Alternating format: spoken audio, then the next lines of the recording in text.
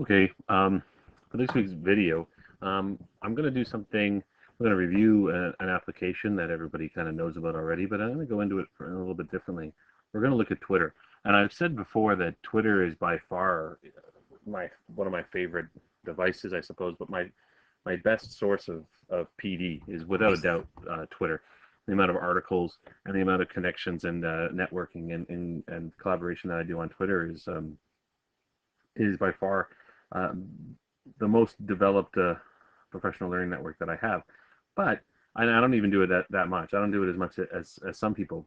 But I was just looking back on our first semester and was thinking that you could use Twitter to really not just collaborating and connecting with other people, but really what it does is it allows you to aggregate your own ideas, your own memories in a way. So if you go to this is my Twitter account, and I'm going to show you how you can just reflect back. And I'm going to do a much better job of this going into the second semester, and then maybe put together something for myself to look back on the year. But if you go to your Twitter account here, you can go up to my, this is some of the personal information there. There's how many times I've tweeted 742 times. I'm following 183 people, and 343 people are following me, and you can find them all there, and it's great stuff. But if you go to your own list of tweets and go here to photos and videos, so you can take a look back, and I'm gonna click on that. You can take a look back at the year. So let's go back. And the great thing about this is here's a picture of my daughter. I was out at IKEA shopping, and we're talking about the third teacher. I bought some stuff for some classrooms. Those are, if you go into Miss Siliker's and Miss Reginbald's portables, you'll see some uh, Genius bars in the back, and so there's that stuff. And what's the great thing about it is I can look back, I can see a memory. I know when it happened, the exact date on January the 18th. Actually, I know the exact time, 1:29 p.m. Actually, if you look at that. So if I go through these pictures, you can look back. Here's our grade 7-8 transition day, and there's a group there, and it goes into the details about that. And here's my family picture at Christmas. So we took a family picture, and I tweeted that out. Um, it's nice. There's the temperature in my house during the blackout. And then we go through. So this is the OFSA girls winning the most sportsmanship award for the OFSA for girls basketball. And there's my son doing some artwork. Here's a couple of pictures from from the Christmas concert for music. There's my son and I at the Leaf game. We're under the Canada flag as it got passed through. But then here's Starvathon and some pictures from Starvathon. What an amazing event that was. Here's the senior girls were on the news. This was them at OFSA being interviewed.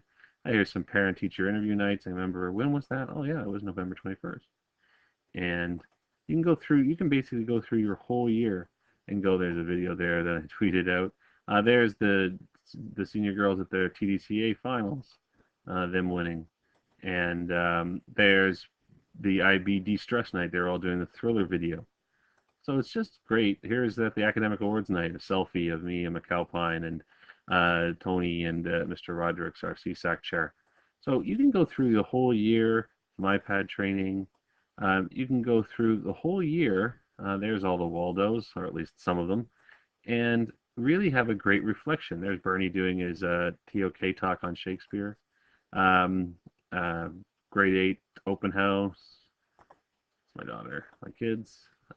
Thank you very much for this is Camp White Pines, the welcoming, and there's a Camp White Pines. So you can kind of go right back to the beginning of the year and have a great capture of the entire year. So this is one of the uses of Twitter, is obviously the connections and being connected to people and finding out news and different articles is fantastic, but just for yourself, you can go through, even by just using the picture items, you can have an aggregate, a caption of your entire year.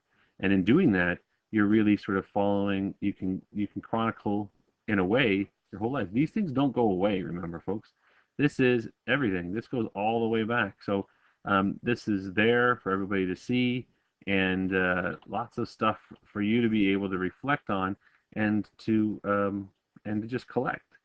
You can go through your own tweets as well. So if I go back through my tweets, I can see all the stuff that I've wanted to collect, that I've wanted to put together. Any of the things that I found interesting, I just retweeted it, or I did a list of favorites. So when you see a tweet that you like, you can just put it under favorites, and now you have all of the favorites in there. If there's a real great video you want, or a picture, or life.